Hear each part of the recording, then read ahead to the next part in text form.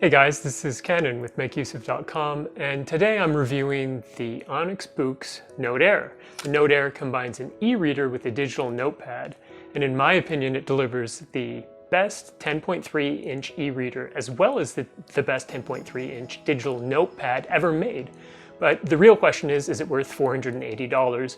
And who should buy it? Let's find out. So as a reviewer, I've gone hands-on with almost all of the major reflective e-readers out there, either through review units or by attending conferences.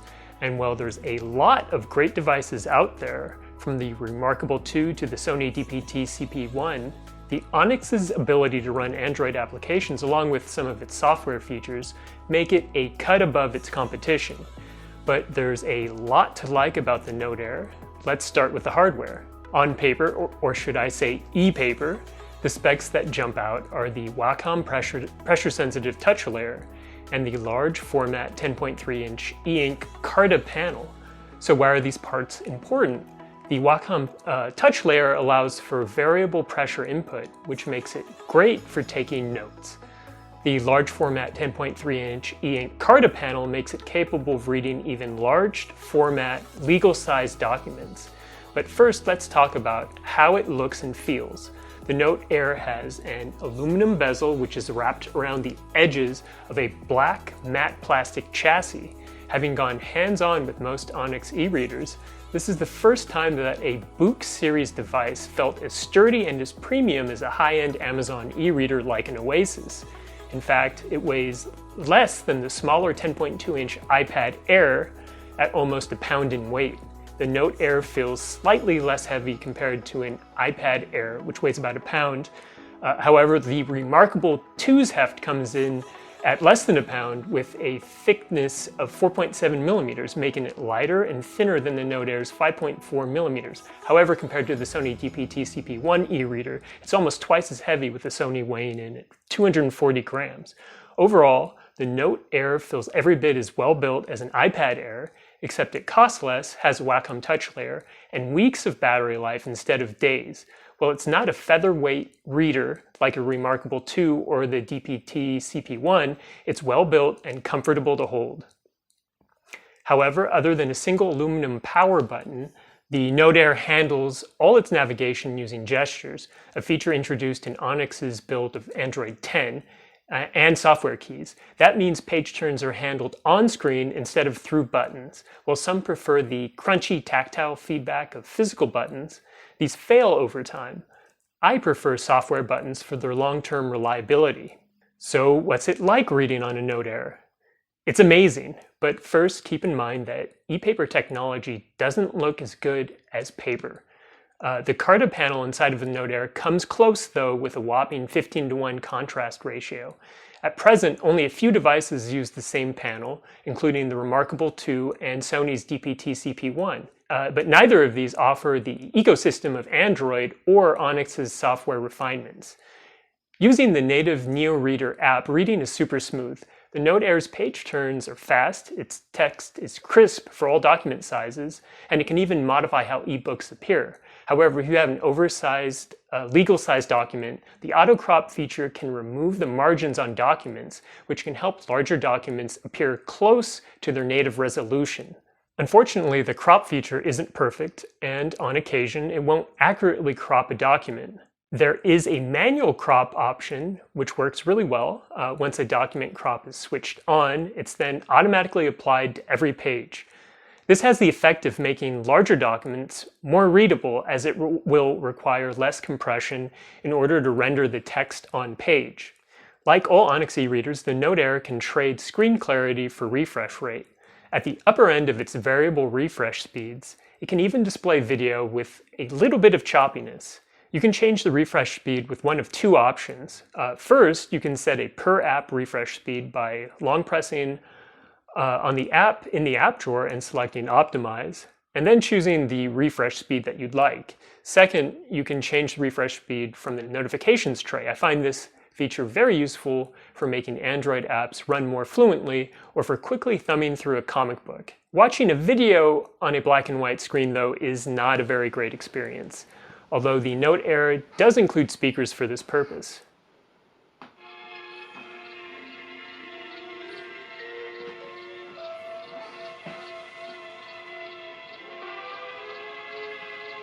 Personally, I'd have preferred no speakers whatsoever, as sometimes the notifications can be distracting, although you can of course turn those notifications off. My two favorite features are basically magic in my opinion. One is on-the-fly translation of foreign language books, and the second one is its ability to read horribly scanned ebooks using a combination of optical character recognition wizardry and text reflow technology. The translation feature works like this. You just open the book in the default NeoReader app, and then you choose split pane. Then you choose the translation option. And there's two services available, Bing and Baidu. Bing is significantly better than Baidu for English. And overall, I found the translation process to be nearly seamless, although it did not do perfect English translations, but it came closely enough that it read smoothly and without pauses. And even when there are translation difficulties, most of the time I could still understand the intent and meaning behind the translation. The most magical feature is its ability to seamlessly turn even the most awfully scanned PDFs and ebooks into completely legible and reflowable text. If you've never reflowed a document, it works like this. The reading app takes digital text and rearranges the position and size of the text in order to make it more legible. Unfortunately, scanned ebooks, which are basically images of text and not actual digital text, can't be reflowed on other e-readers. In the past, there have been optical character recognition software that could convert images of text into digital text, but their accuracy is so bad that the text is oftentimes completely unreadable.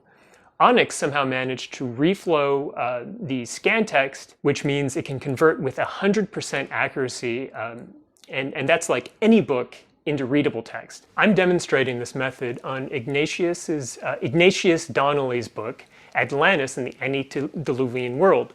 It has the worst scan job I've ever seen on a text. The background is practically brown, and the text is extremely blurry.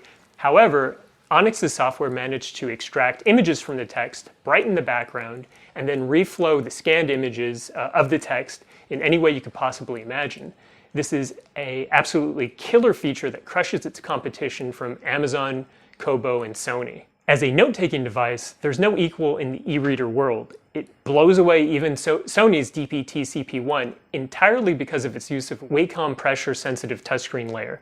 The Wacom layer doesn't require an active battery-powered stylus. Instead, it uses a battery-free passive stylus, which is about as light as a pencil. There's almost no latency when you take notes, although you can only effectively use the stylus inside of Onyx's note-taking app, which is called the NeoReader app. For writing inside of documents, you simply write on the screen and your notes are automatically backed up and saved as a layer on top of the original document. Unfortunately, as far as I could tell, it's not possible to read your notes in other applications. Also, if you reflow your text, the notes are not reflowed. On the downside, there's no easy erase function as there was on the Nova 2. Instead of clicking a button on the stylus or using the back to erase text, you have to tap on an erase icon on the screen and then move the stylus over the text that you want removed. Another shortcoming of the Note Air's stylus input is that while the stylus works in other apps, you'll experience crippling levels of latency. The only app that works with a stylus is the official note-taking app and the NeoReading app. So while none of the shortcomings are particularly bad, the Note Air is not for everyone. For anyone interested in creating digital art, pretty much all editions of the iPad are far superior. So the real question is, should you buy an Onyx Boox Note Air? If you are already committed to getting a 10.3-inch e-reader, and a digital notepad in the same package, there is no better device on the market. It checks all the right boxes when it comes to note-taking and e-reading. However, as a sketchpad, most people will certainly prefer an iPad. For digital artists, the latency and black and white coloration of an e-ink screen just isn't going to cut it.